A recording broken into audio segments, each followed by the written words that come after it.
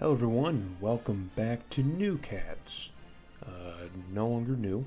We're about 7 games in now. This is game number 8. Game number 8 for us. Wisconsin's already played 8 games. But the opponent today is the Wisconsin Badgers out of the Big Ten. We continue our conference play for the rest of this season. Suffered a tough loss to the Indiana Hoosiers last week, where we were able to pull off the spectacular miracle comeback in the fourth quarter, but our defense folded like a paper airplane in the last 40 seconds of the game, allowing Indiana to retake the lead and win the game. So, tough one to lose, which put us at 3-4, and now the bowl chances here, if there are any at all, are getting slimmer and slimmer. We're going to have to pretty much win out or just win all but maybe one game to keep those chances or hopes alive. And we have a good chance today, even though Wisconsin, I think, by and far is the better team, clearly. They are on a 3-game losing streak. Their season has kind of been derailed. And in real life, Wisconsin around this time, they're in their Barry Alvarez era, or towards the end of it. I think he would only be the coach for Wisconsin for a few more years. And he coached them to relative success throughout his tenure in Wisconsin, especially during this time. They would have a few good, 8, 9, maybe 10-win seasons.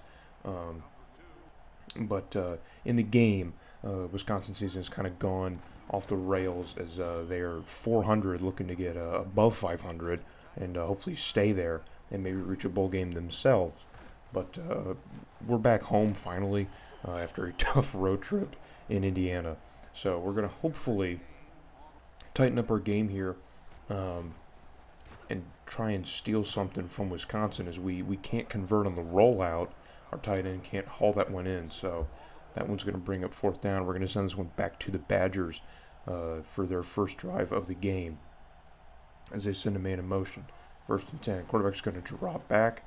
He's going to look over his options and nearly throws an interception. He tries to squeeze that one right through the middle, but we had a linebacker just watching that ball. Dangerous play by Wisconsin here. They come out in the offside eye on 2nd and 10.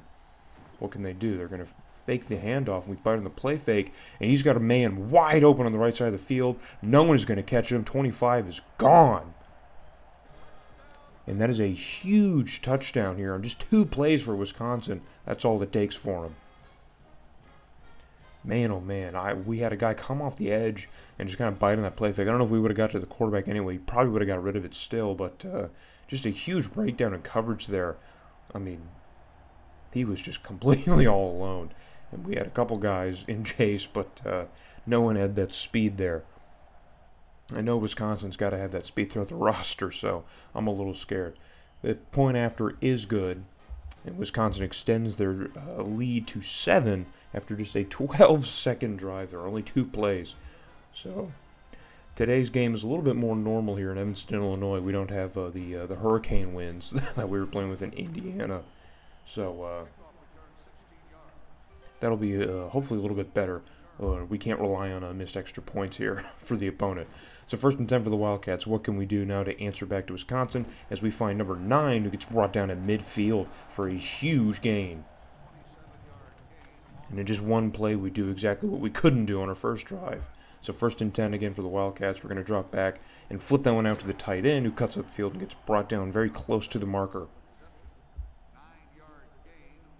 Moving the ball pretty well here on just 2 plays. Again, couldn't do that on our first drive. Second one, we're going to go to the ground game, try and pick up what we need, and we suffer an awkward tackle animation and fall forward. But we are going to continue this drive. So 1st and 10 now. We're in Wisconsin territory, working it upfield. We're going to drop back, and the pressure is on, and we nearly throw a pick. I thought number 2 was going to get ahead of his man there, and that window would open up, but it didn't. But thankfully, it fell incomplete.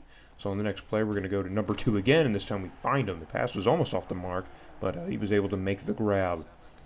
And they're going to jaw a little bit. Why not? Talk some smack, man. We're 3-4 Northwestern. We can do whatever we want. 1st and 10 now. We're working further and further in Wisconsin territory, and we threw that one up the middle, and number 9 had that in and out of his hands and dropped it. Case of the dropsies has been kind of a inconsistent issue all season long. It just kind of comes up randomly when it wants to. So 2nd and 10, we're going to drop back again and find our tight end number 7 right along the sideline. He'll do a bit of a toe drag, and they'll give it to us. So we're going to go with the fullback and try and get what we need. He's going to break some tackles and move upfield and get brought down inside the 5. But hold on. A yellow hanky comes out, and we've committed the grievous sin of a clipping call, our right guard. So we're going to remove that play and then move even further back. So now we're facing a 3rd and 11 back towards the 30-yard line, and we got to have it, and we don't have it. Our quarterback is not accurate as that one falls into the dirt. We can't connect. But we're going to keep the offense on the field because our offense has not been great this season, and we're going to it's 4-down territory at any point in the game, and there you see it pays off as we find number 9, who tiptoes across the goal line and gets us our first touchdown of the day. Our point after goes a little awry, but it still does go through, so we match Wisconsin 7 on the very next drive after essentially going 3 and out, I think, on the first drive. So Wisconsin's got the ball back now at 1st and 10. What can they do to answer us back as they go with the running back now, who's got a little bit of room on the outside, tries to shimmy off some tackles, but we had the outside cut off, sealed off. So they still pick up 6. So 2nd and 4 for Wisconsin. What are they going to do now to get the rest of it? They're going to go with another pitch, this time to the left side, and he gets spun out as that ball flies out of his arms, but Wisconsin's quarterback makes the heads-up play to dive on it. And they don't go any further back or forward, so it's 3rd and 4 now for Wisconsin. What can they do? And they find number 9 across the middle, and there was definitely a window there. We had 2 guys sitting right there playing zone, and he found that window. So Wisconsin will continue their drive just past midfield now. And they're going to go with the delayed handoff to the running back, who's got a huge open lane in the middle of the field. And he goes directly north and picks up another Wisconsin first down. And now they're working it deep in our territory again.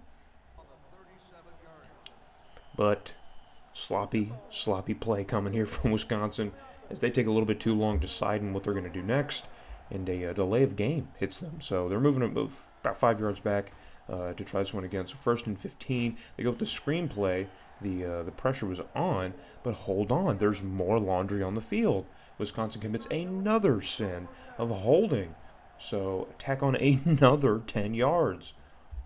2 penalties on back-to-back plays. Wisconsin's getting real sloppy out there, and they are now back in their own territory, right around midfield.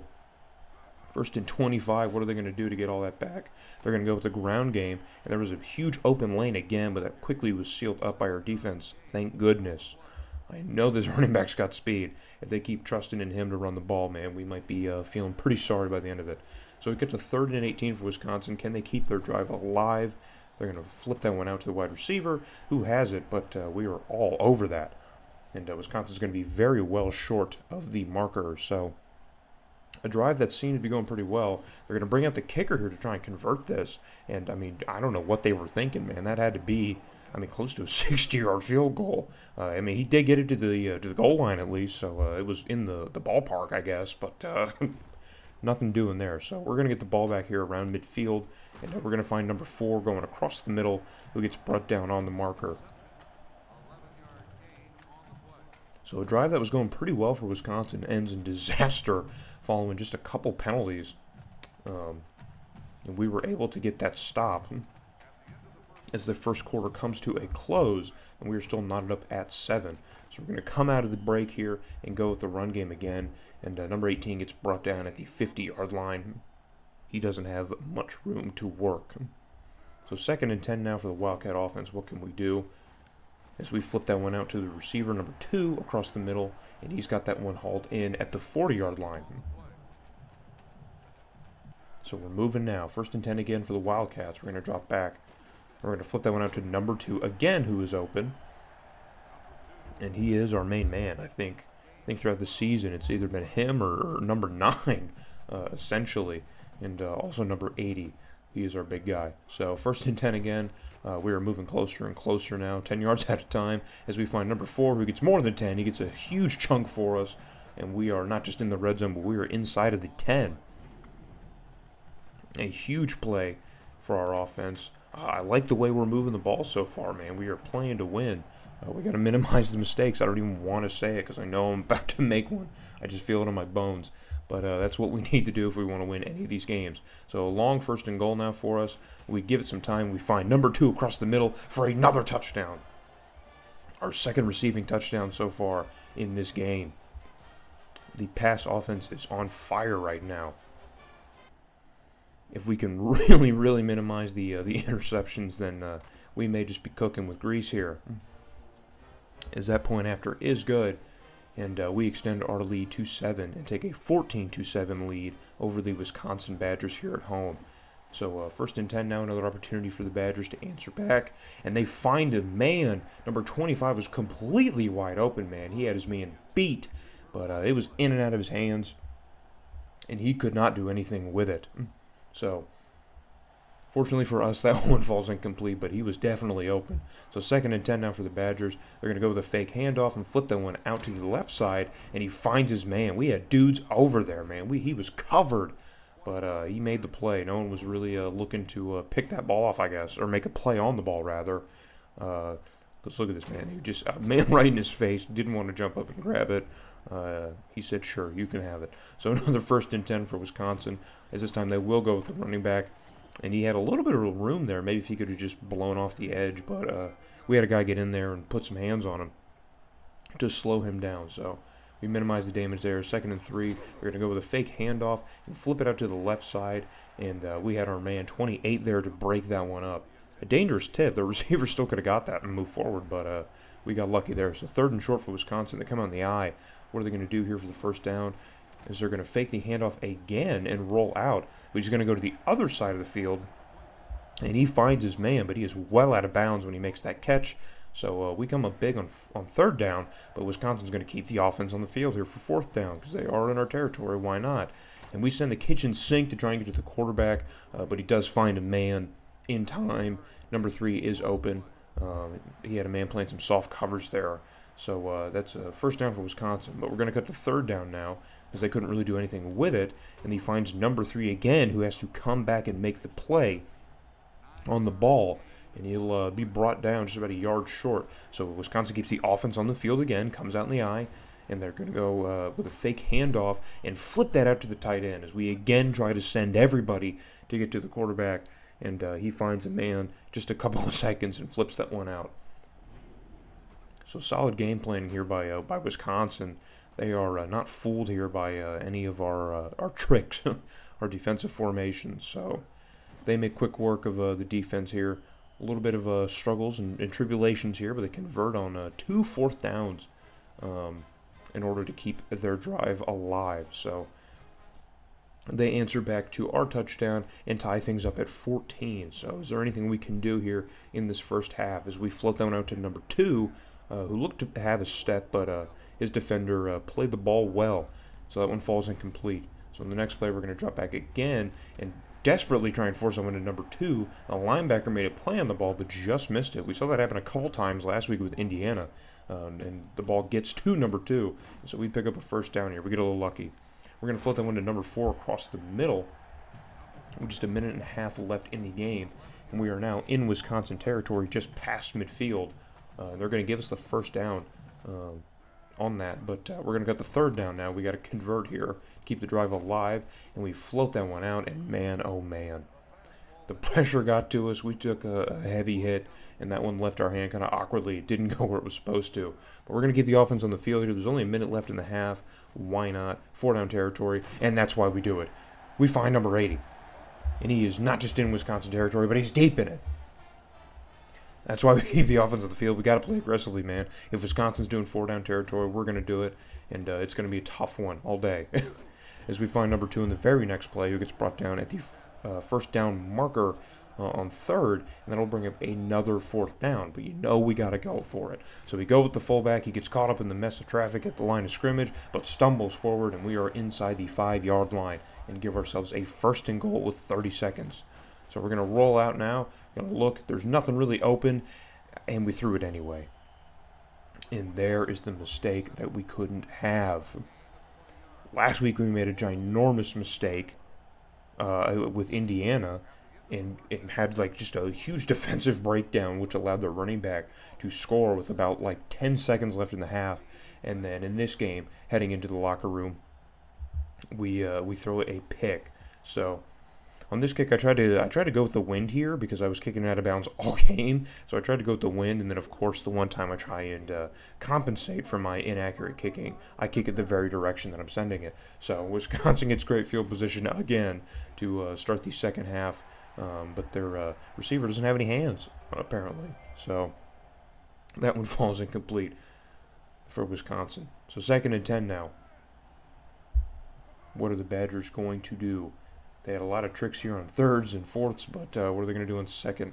Is they go with another fake handoff and flip it out to the receiver. That is like their go-to. They've done that play like 4 or 5 times. I didn't notice that when I recorded this originally, but they just keep doing that, trying to get us on the play fake. And it's worked a couple of times, so why not, right? So 3rd and 10 for Wisconsin, and they float that one out to number 3 again. And the ball had a lane. It got to the man, but number 9. But we had guys over there who tried to make a play on it, but no one could get it. So it falls to the ground, and Wisconsin's going to have to punt that one back to us as we find our tight end who makes a nice little gain there. So 2nd and short for the Wildcats, getting closer to midfield here. And we're going to see number 2, and we're going to try and fit it in that window, but I threw that one far too late. And that is another interception for our offense. 2 in like 3 plays. In 3 offensive plays, we throw 2 picks. That is the story of our lives here at Northwestern as we continue our record-setting pick-throwing season for number 14. So Wisconsin's got the ball going the other way. They get a nice little return, and that time they float it out to the tight end. And look at that. Do you see that? 3 Wildcats on the ground, 1 Badger, and the Badger's the one who has the football. My goodness gracious. I guess it's the height thing. I really don't know. 1st and 10 for Wisconsin. They're going to go with the pitch, and we have that one covered all day. Bit of a weird tackle. That was the face mask animation, but it didn't get thrown, thank goodness. That one might have been flagrant. That one might have been a 15-yarder. I don't know. 2nd and 13 now for Wisconsin. They're moving the wrong direction. They got to move forward here. They're at about the 20-yard line, and they find number 9 who makes the catch, but we have Wildcats in the vicinity, and we injure number 9 on the play. He must have got injured on the tackle, but hopefully he's not too badly injured, and he can come back and finish this game. So 3rd and 6 for Wisconsin. What do they need? They need a lot. They need it all. And he throws a dangerous ball into the end zone. He was just desperately trying to get rid of that one. And there was nothing but Wildcats there. He had a man at the back of the end zone, but he was not getting that football. So they're going to bring up the kicking unit here to try and convert. And it is doinked. He doinks it. Essentially what is a chip shot. The wind here, the divine force of God, I don't know, sends that one into the upright and keeps this one knotted at 14. So we fortunately don't give up any points on the turnover. So we'll give them another one, I guess. Oh my gosh. That's like 3 picks on 4 plays. And then on the very next play, Wisconsin, they score. And that's what happens when you want to throw interceptions like that. I remember just being so frustrated. And even watching it back and recording, I am still frustrated about it. We had a prime opportunity to not only extend our lead, we threw a pick, and then we had a chance after making a stop out of the half to further add more points, and then that didn't happen. But we were able to stop them, and so on our next 3rd chance to add some points and move the ball, we throw another pick, and that's how we lose games. That is how we lose games. So we're only down by 1 touchdown, but if we can't stop throwing picks, then we're going to start waving the white flag. Because, man, oh, man.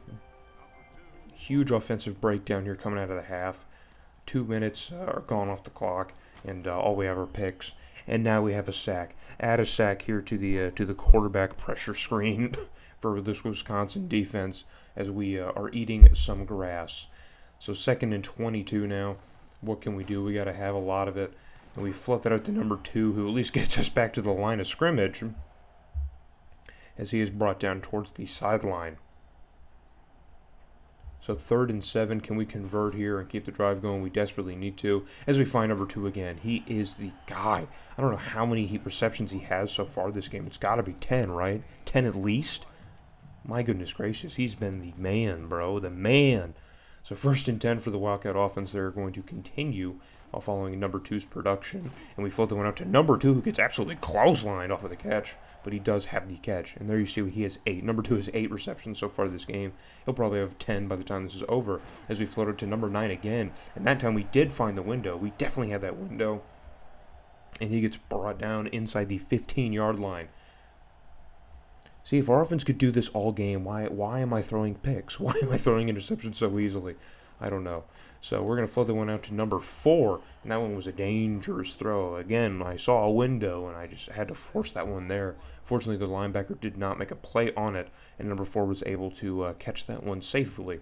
So he is short of the marker, however. So on 4th down, we're going to keep the offense on the field, and the pressure's on. We evade a sack, float the one out. It is tipped, and it is caught. Oh, my goodness. We had the sack. We had the pressure in the backfield. We somehow shook that off, man. This was our moment. This is our MVP moment. This is number 14 doing it all himself. As we evade off the linebacker, we shake him off and float this one out. It is tipped, batted, and number 4 is sitting right there. Like, who was that, Mercedes Lewis in that Jaguars game? Like a decade ago? Off of that Hail Mary when it was tipped right in his hands and he walked in. Not as great as a play, not as iconic as a play, but we'll be remembering that one in the end of the season here. Huge bailout moments here by our receiving core. Good Lord. A huge play now for our offense. We get really lucky here. I guess the game was feeling bad because of the interceptions I was throwing. And they said, sure, here, have this one. Here's a gimme. As we add a touchdown of our own to tie us all at 21 late in this third quarter. And this one is picking up some steam. It's going to be a tight game heading down the stretch. So Wisconsin's going to go with a fullback dive now, and he shakes off a tackle, but can't really get away from the line of scrimmage, and he's brought down. So 2nd and 8 now, but Wisconsin's going to line up essentially for triple zeros as the third quarter comes to a close. Again, all knotted up at 21. So the quarterback is going for an option here. It kind of falls apart, but he just kind of redirects upfield because there's nobody there. And he actually turns it into something. It looks like a fake handoff to the fullback. He was supposed to go to the right side, but he doesn't get there.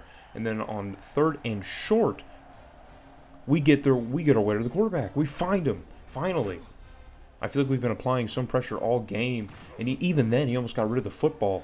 But we had 2 guys in the backfield giving chase, and we were able to get him down. So Wisconsin punts this one away, and we are now moving the other ways. We floated through that window again. We squeezed it through that window, man. Who is this? Is this John Elway that we have? Is that secretly who this is? I'm not going to say that. He has 3 picks. Maybe that is on par for John Elway. I don't know. But we find it through the window. We try and do it again there with number 80, and that one nearly gets intercepted. So can't get too cocky yet. So 2nd and 10 now. The pressure's on. They're sending everybody they got, and we somehow get rid of the football. But number 9, where are your hands? Oh, do you have butter on the gloves? You got to take them off, buddy. Oh, as we evade the pressure again, somehow get rid of the football. So we're going to need a lot here to convert. And again, we find number 9. And it's in and out of his hands. Oh, it's one thing to actually get the football where I want it to go, but for our receivers to not be there to bail us out. Oh, come on, man. We needed that. 2 straight pass plays where we actually did make the right decision. Didn't make an interception, costly decision. And our boys can't really help us out there. Or number 9 specifically can't help us out. As number 20 can't help us out. And he nearly had an interception along the sideline. That probably would have been a pick 6. But he can't haul that one in. So Wisconsin's already facing a 3rd and 5, though. Deep in their own territory. The quarterback's going to drop back and look over his options. We got to get off the field here. And we're not going to do that. Because number 3 is all alone on the sideline. And there we go. Another first down for Wisconsin. So they could effectively kill a bunch of clock here and try and ice this game here. They're in great position to do that. There's still quite a bit of time here. I think there's a little over 3 minutes. So Wisconsin would have to be pretty crafty with their play calling as they almost get another first down on the run play there. 2nd and short now. We're under 3 minutes. And the pressure gets to the quarterback again. We had a linebacker just fly, or it might have been a lineman just fly through and get to the running back and still find his way to the quarterback. So Wisconsin nearly throws a pick on that play. He had 2 guys who were essentially open, but we had a safety back deep to play that one. So 4th and 8, they're going to get the offense on the field. They want to play for a win, and I don't know how. How did he get that ball? Can someone run the tape and show me how he got that football? Oh, I'm so tired of seeing so many Wildcats in the vicinity just for a Wisconsin Badger to come down with it. I don't understand it. We've been a defense that's been great at just generating turnovers, but for some reason the last 2 weeks, they're just not there. I don't get it. 2nd and 8 for Wisconsin as they go with the ground game, and now they are effectively trying to kill as much time as possible and give us zero chance with the football. As they go down to about a minute and a half, they're in our territory, and they go with a halfback pass, and it works. And again, we had it covered, but I don't know, man. He found the window. Even their running back can craftily find the window. And so on the next play, they're going to go with the fullback who tries to dive for the end zone, and he's well short. And the clock is continuing to tick here, so we're going to have to start conserving some time. We already called the timeout of our own. We're going to have to call another one, because there's only a minute left, and Wisconsin has done a great job of effectively killing what was left of the fourth quarter to add points. So with a minute and 4 seconds on 3rd and goal, can Wisconsin convert? We can stop them here, and it would be huge. And we can't do that. We can't do that. As a running back, not only can throw for it, but he can definitely run for it. And the extra point is good. So with just a minute and 2 seconds left, Wisconsin takes a 7-point lead. So we saw some wacky stuff last week. Our offense pulled off some crazy stuff last week. We had the touchdown off of the fumble. That's number 8. He made the play of the year. So with just a minute left, what kind of a tomfoolery can we get into as we get a pretty normal return here? So 1st and 10 for the Wildcats. They're sending a ton of pressure. We get rid of the ball, and we find number 9 who gets brought down at midfield. So in one play, we are already moving the ball very well, exactly where it has to be. 40 seconds now. Clock is ticking. We're going to float that one out to number 80 who has it brought down, and he's got another first down. So that's where we're going to call our timeout here, as we're in the middle of the field with only 35 seconds left to go. What can we do now? Quarterback's going to drop back. We're going to look over our options, and oh my goodness, that would have been the game-icing play there. Gave me flashbacks to Kansas when we threw that interception at the beginning of the season to ice our game on a great game-winning drive potentially. So 2nd and 10, we get bailed out here off of that incompletion, and we float that one out to number 80, and there's no one there to catch him, and he's gone to the end zone. We find him. He had men around him, but he had just enough of a step to get moving. The catch animation didn't slow him down, and he only had about 5 or 10 yards to get to the end zone, and he does. So we answer Wisconsin back with a touchdown of our own. The kick is good. We get a good kick, and we tie it at 28 all. With just 25 seconds left to go here in the fourth quarter, we somehow pull off another miracle drive at the end of the game to tie this one up at 28. So with 25 seconds, what's going to happen here? Because our defense completely folded and crumbled apart here against Indiana with about double the time that Wisconsin has. So they could still do something here with 20 seconds.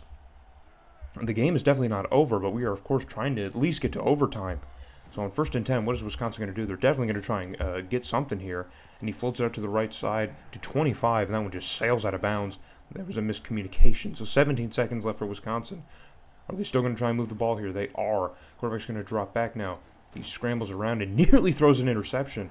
That one could have been a pick six too. I don't think there was anyone the other way if we would have caught that ball. So 3rd and 10 now for Wisconsin. They got 13 seconds left to go. What can they do? They're still attempting to try and get something here. And the quarterback scrolls out here and has to evade pressure as he finds an open man who can't haul it in. So with under 10 seconds, Wisconsin's going to punt this one away.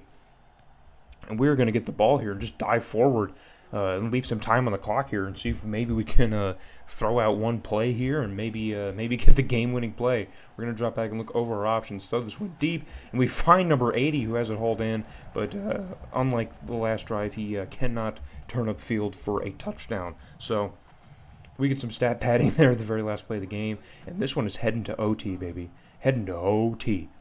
And I think this is the first instance of OT on the channel, so what's my overtime record going to be here as Wisconsin wins the coin toss, and they're going to elect to have us play our first series here. So what can we do? 1st and 10, we're going to drop back, and we're going to find number 4, and the linebacker made a great play on the football to break that one up. That one potentially could have been a touchdown, just one play.